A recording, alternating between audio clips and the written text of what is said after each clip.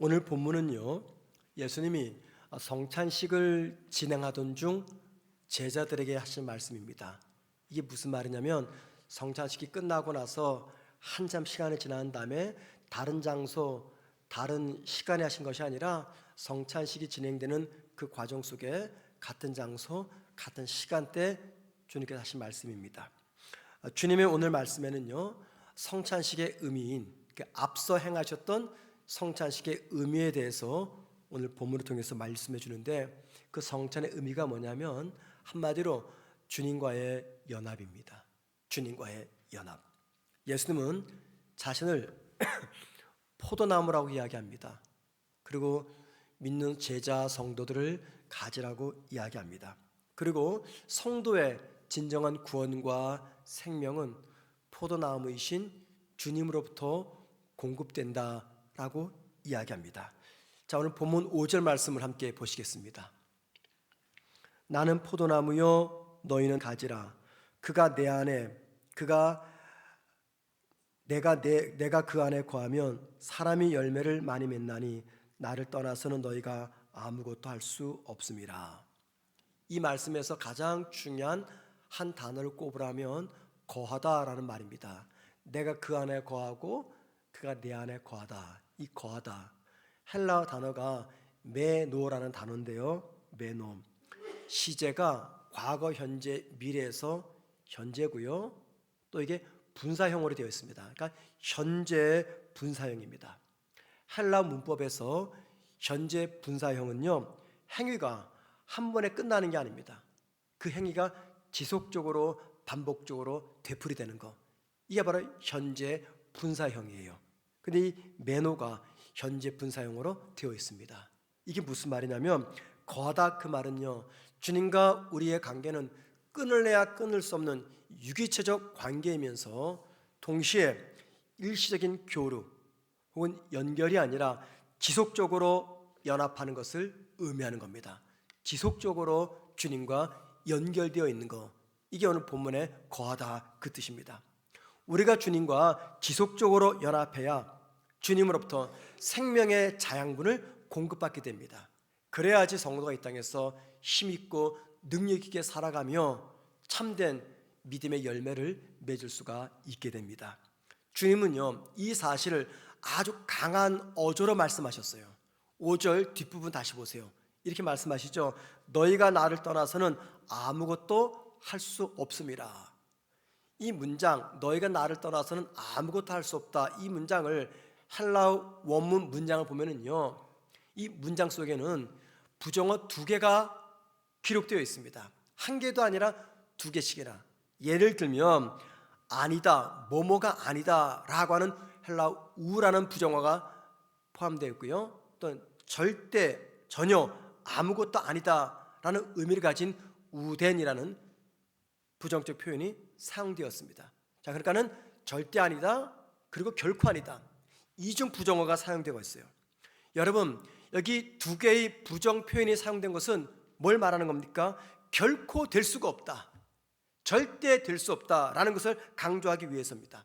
자, 그러니까는 주님과 연합하지 않으면 그 사람은 결코, 절대 어떤 생명도 어떤 열매도 맺을 수가 없다 하는 것을 강조하기 위해서 이중 부정어가 2개씩이나 사용되고 있는 것이죠.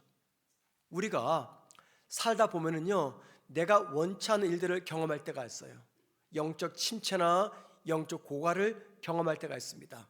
질병이 찾아오고, 재정적인 문제, 관계의 단절, 여러 가지 슬픔, 실패 등 우리가 원치 않는 아픔과 상처들을 만날 때가 종종 있습니다. 또는 가정에서도, 직장에서도, 심지어 교회 사역에서도요, 내 자신의 한계를 절감합니다.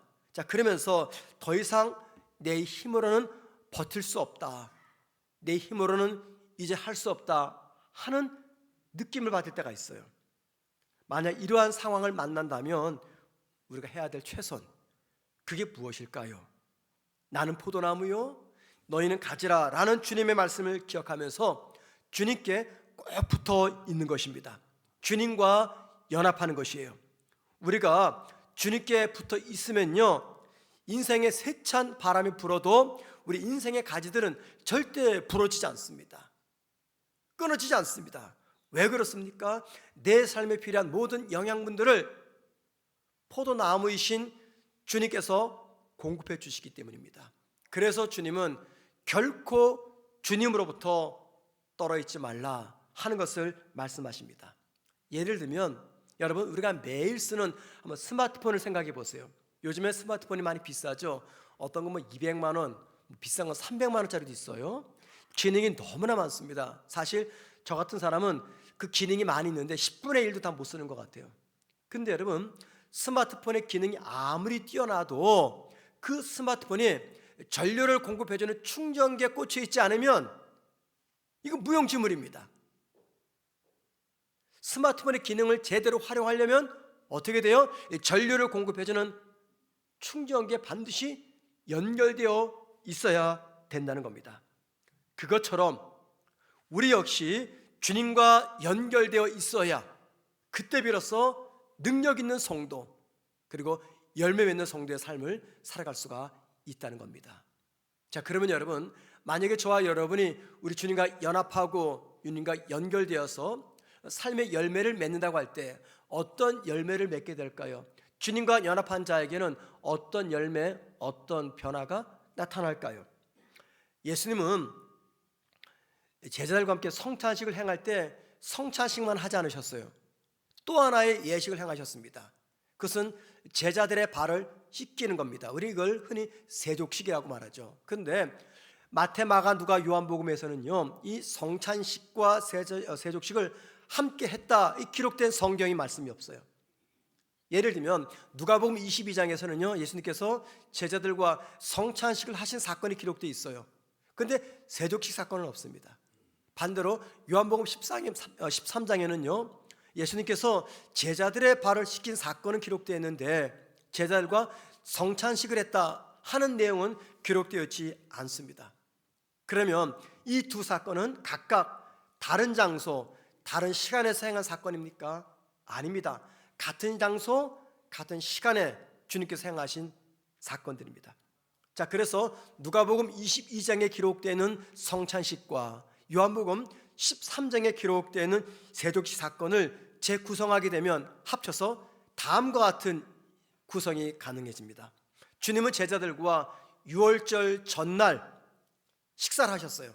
이스라엘 사람들은요, 유월절이 명절로 지켰습니다. 그래서 그 전날 온 가족과 함께, 일가 친척과 함께 만찬을 합니다. 마치 우리가 명절날 아침 식사하듯이 가족과 함께. 예수님도 제자들과 함께 유월절 전날 식사를 하셨어요.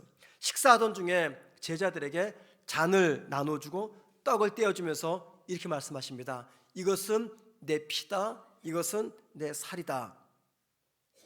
자, 그러고 나서 그 직후 제자들 사이에 논쟁이 벌어졌습니다. 자, 24절, 누가복음 22장 24절입니다. 또 그들 사이에 그중 누가 크냐 하는 다툼이 일어난지라. 예수는 성찬 예식을 통해서 제자들에게 어떻게 살아야 되는가, 성도의 삶을 가르쳐 주었어요. 그런데 제자들은 이 성찬 예식에 담긴 의미와 예수님의 가르침을 잊어버리고 아랑곳하지 않고 누가 더 크냐, 누가 더 높으냐 하는 문제로 논쟁을 벌인 것입니다. 주님은 이 성찬 도중 누가 더 크냐, 누가 더 높으냐 하는 이 문제로 다투는 제자들에게 이렇게 말씀을 하셨어요. 누가복음 22장 27절입니다. 앉아서 먹는 자가 크냐, 섬기는 자가 크냐, 앉아서 먹는 자가 아니냐, 그러나 나는 섬기는 자로 너희 중에 있노라. 주님께서 다투는 제자들에게 섬김을 강조하셨어요. 그러니까 성찬식 직후 가르친 교훈은 섬김이었습니다. 자, 그런데 요한복음은요, 좀 다른 이야기합니다. 주님이 성찬식이 끝나고 누가 더 크냐, 누가 더 높으냐 이 문제로 다투는 제자들의 발을 씻어주시는입니다. 그 장면이 기록되어 있습니다. 요한복음 13장 4절 5절입니다. 저녁 잡수시던 자리에서, 이 저녁 잡수시던 자리, 이게 뭐냐면 유월절 만찬 성찬식을 진행하던 그 자리에서 그 말입니다. 일어나 겉옷을 벗고 수건을 가져다가 허리에 두르시고 이 대야에 물을 떠서 제자들의 발을 씻으시고 그 두르신 수건으로 닦기를 시작하여, 여러분, 주님이 성찬식 직후 다투는 제자들을 보고 왜 그들의 발을 씻겨준 것입니까? 그 이유가 있습니다. 자, 계속 봅니다. 요한복음 13장 15절입니다. 내가 너희에게 행한 것 같이 너희도 행하게 하려 본을 보였노라. 본을 보여주기 위해서. 그럼 주님이 어떤 본을 보여주기 위해서 제자들의 발을 씻겼습니까? 계속됩니다. 요한복음 13장 34절입니다. 새 계명을 너희에게 주노니 서로 사랑하라.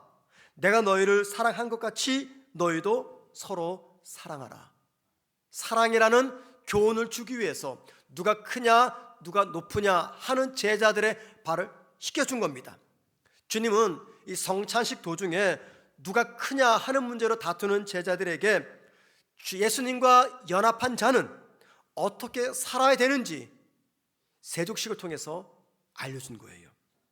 누가복음은요, 예수님이 이 성찬 예식을 통해서 제자들에게 섬김의 삶을 강조했다 말합니다.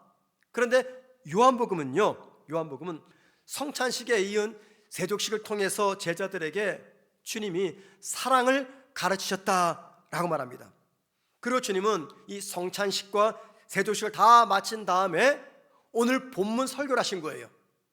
같은 장소, 같은 시간에 성찬식, 세족식 다 끝난 다음에 이제 어떤 이야기 하시냐면 이 포도나무 이야기를 합니다. 포도나무 이야기 핵심이 뭡니까?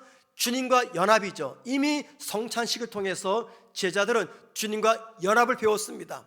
그리고 주님은 오늘 본문을 통해서 포도나무 비유를 통해서 주님과 연합한 자에게는 비로소 섬김과 사랑이라는 열매를 맺히게 된다, 이 이야기를 하고 있는 겁니다. 다 잘 들어보세요. 성찬식을 통해서 연합을 강조하셨고 섬김을 강조하셨습니다. 세족식을 통해서 사랑을 강조하셨어요. 그런 본문 설교를 통해서 주님은 이렇게 주님과 연합한 자는 열매가 나타나는데 바로 그 열매가 겸손과 사랑이다. 다른 말로 말하면 주님께서 가르치셨던 이 섬김과 사랑의 열매가 언제 맺을 수 있느냐? 주님과 연합하는 삶, 주님이 내 안에 거하고 내가 주님 안에 거하는 삶, 이게 바로 이미 성찬식 때 보여주신 거죠. 주님과 연합할 때 비로소 이런 열매를 맺을 수 있다 하신 겁니다.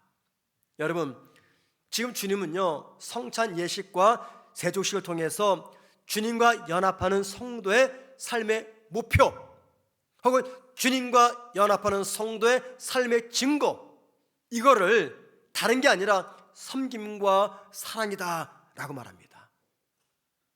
고린도전서 13장은요 하나님 나라 백성의 삶의 강령을 이야기합니다. 여러분, 예수님께서 이 강령을 말씀하셨죠. 선지서와 율법의 강령이다. 그 강령이 뭐냐면 헬라어로 크레멘타이라는 단어인데요, 이 갈릴리 어부들이 강물에다가 호수에다가 그물을 던집니다. 시간이 지난 다음에 그물을 잡아당기잖아요. 넓게 펼쳐졌던 그물이 줄을 잡아당기면 하나로 딱 모아집니다. 그 그물을 잡아당기는 줄, 하나로 모으는 줄, 이게 바로 클레멘타이라는 단어예요. 이게 바로 강령입니다. 바울은 고린도 15장에서요 하나님 나라 백성의 삶이 참 많은데 강령 하나로 끌어당기면 하나만 남는다라고 말합니다. 그게 바로 사랑입니다. 물론 이것은 바울의 말이 아니라 주님의 가르침인 거죠. 그리고 사랑장인 고린도전서 13장의 결론으로서 13절에 이렇게 말하죠. 믿음과 소망과 사랑 중에 제일은 사랑이다 라고 말합니다. 여러분, 왜 믿음과 소망과 사랑 중에 제일은 사랑일까요? 우리가 천국에 들어가면요 솔직히 더 이상 믿음과 소망은 필요가 없습니다. 왜냐하면 우리 믿음의 대상이 누굽니까? 우리 주님이에요. 우리 소망의 대상이 무엇입니까? 천국이에요. 그 주님을 믿어서 소망의 대상인 천국에 들어왔습니다. 자, 그러니까는 믿음과 소망은 하나님 나라 들어가기 위한 신앙의 덕목이에요. 하지만 사랑은 천국에 들어가기 위한 덕목이 아니죠. 뭡니까? 천국의 삶을 살기 위한 덕목입니다. 왜요? 천국은 그 사랑의 현장이기 때문에. 자, 그래서 바울은 사랑만이 영원하다 말합니다. 이 말은 하나님 나라 백성의 삶의 강령, 그게 바로 사랑이다라는 겁니다. 바울의 이 말은 우리에게 중요한 것을 강조합니다. 주님의 살과 피를 먹고 마심으로 주님과 연합한 성도, 또는 하나님의 나라를 유업으로 받은 성도는요, 삶의 목표가 분명합니다. 그게 무엇이라고요? 섬김과 사랑입니다. 그게 바로 저와 여러분이 달려갈 삶의 방향이에요.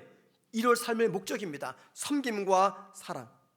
예수님께서 제자들의 발을 씻겼습니다. 예수님께서 당신의 살과 피를 상징하는 잔과 떡을 제자들에게 나눠 주셨습니다. 여러분, 이 모든 것들이 무엇 때문에 일어난 사건들입니까? 주님께서 우리를 사랑하셨기 때문입니다. 하나님의 사랑의 특징이 무엇입니까? 무조건 내어주는 사랑이에요. 무조건 비우는 사랑이고 무조건 낮아지시는 사랑입니다. 우리가 주님과 연합함으로 바로 그 사랑을 입었습니다. 그리고 그 사랑을 입은 우리가 해야 될 일 아주 분명합니다. 그게 무엇입니까? 받은 그 사랑, 입은 그 사랑을 다시 세상으로 되돌려주는 거예요. 리터닝하는 겁니다. 되돌려주는 사랑입니다. 분명히 저와 여러분에게 우리 인생 마지막 날이 찾아올 거예요. 그죠? 그 마지막 날 저와 여러분은 모두가 다 예외 없이 우리 주님 앞에 설 겁니다. 그때 주님께서 저와 여러분의 이 땅에 살다 온 삶의 모습에서 무엇을 확인하실까요? 이 땅에서 내가 얼마나 화려한 삶을 살아왔는지, 얼마나 풍족한 삶을 살아왔는지, 얼마나 명예로운 삶을 살아왔는지 그거 관심 안 두십니다.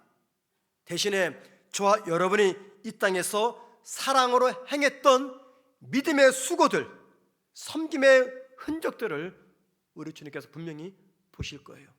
왜요? 주님께서 입만 여시면 전하신 것이 사랑과 섬김이었기 때문에. 여러분, 우리가 서로 사랑하고 섬기면 어떤 일이 벌어질까요?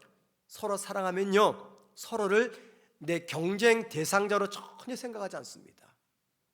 서로 사랑하면요, 서로의 약함과 부족함을 비난하거나 공격하지도 않습니다. 사랑하면 다른 사람을 더 크게 부각시킵니다. 그리고 자신을 자꾸만 작게 만듭니다. 사랑하면 타인의 약함, 악함, 약점, 문제, 이 모든 것들을 비난하거나 모함하거나 험담하지 않습니다. 오히려 남들이 그 문제를 할까 두려워서요, 힘써 남들이 알지 못하도록 덮어줍니다. 그 문제를 이해하려고 합니다. 작년에 가을에 저희 교회에서 노회가 열렸어요. 이 교회에서 제공한 점심 식사를 할 때 다른 교회 한 장로님이 우리 교회 장로님들과 함께 식사를 하셨어요. 근데 그분이 저에 대한 잘못된 소문을 듣고 우리 교회 장로님 앞에서 저를 막 욕을 한 거예요. 저를 비난한 겁니다. 자, 그러자 우리 장로님들이 반격에 나선 거죠. 우리 목사님 절대 그렇지 않다. 당신 잘못 알고 있다. 여러분, 차이가 뭘까요? 한 사람은 저에 대한 험담을 들어놓습니다. 비난합니다. 다른 분들은 저를 보호해 줍니다. 차이가 뭡니까? 하나밖에 없어요. 사랑입니다. 사랑. 사랑하면 보호해 주는 거예요. 여러분, 주님이 우리의 모든 허물을 어떻게 하셨습니까? 이사야서 43장 25절 보세요. 나 곧 나는 나를 위하여 내 허물을 도말하는 자니 내 죄를 기억하지 아니하리라. 내 허물을 도말한다. 이 도말이 뭡니까? 지워 없앤다.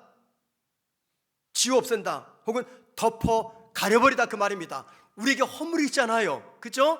약함이 있습니다. 실수가 있고 죄가 있어요. 근데 하나님께서 그걸 덮어버리신대요. 다 지워버린대요. 누구도 알지 못하기 위해서. 이게 우리가 받은 사랑입니다.